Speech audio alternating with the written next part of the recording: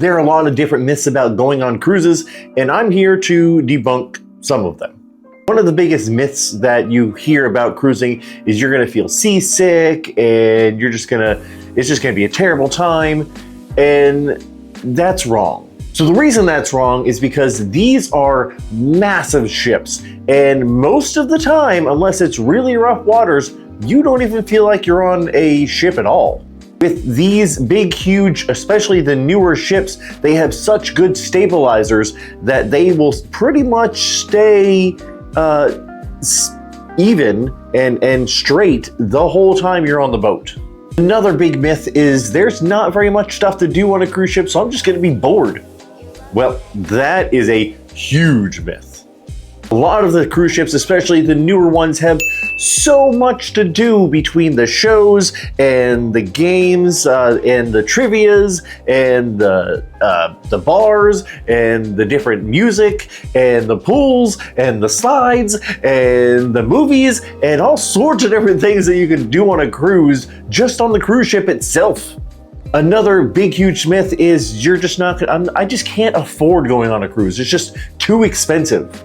Well, that can be in some cases, but a lot of times, a lot of these cruise companies will run spectacular deals. Like on Royal Caribbean, they do kids go free a lot of times. So you can, if you have kids, you can 12 and under will be able to go for free. All you have to do is pay the port charges and taxes, and it is a very, very affordable vacation for a lot of people. Another myth is there's just going to be too many kids on the boat and I'm just not a kid person. Well, there are a lot of adult-only areas on a lot of cruise ships, but you can go on Virgin and that's actually a adult-only cruise ship, so you don't have to worry about kids at all if you don't want to.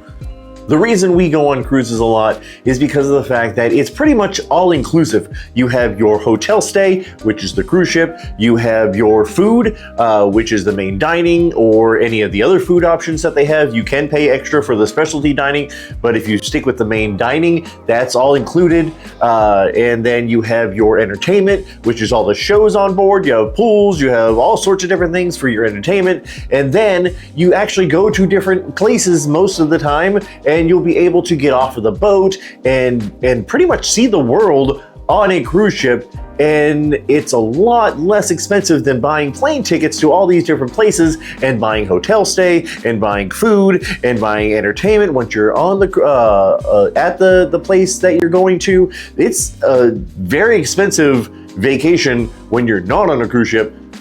Based on when you are on a cruise ship, you can rack up the money on a regular vacation compared to when you're on a normal cruise. You can pretty much eat as much as you want and you don't have to be charged extra.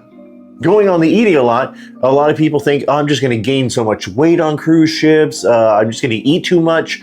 Well, you could eat too much if you wanted, but the amount of walking that you do on a cruise, going from one destination to another, I don't really gain any weight when I'm on a cruise, even if I get 2 entrees or 2 desserts or 2 appetizers. I don't think I've ever gained a significant amount of weight while I've been on a cruise, if any, actually, because I just do so much walking up and down the stairs, to shows, to the pool.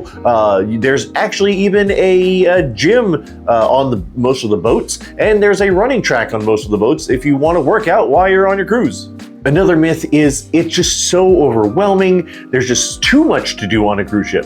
While that could be a downside, I look at it as a good thing that there is so much to do, because you don't have to actually do everything on the boat. There's a lot of ships that I've never done half of the stuff that's on the boat, and I go on cruises for relaxation.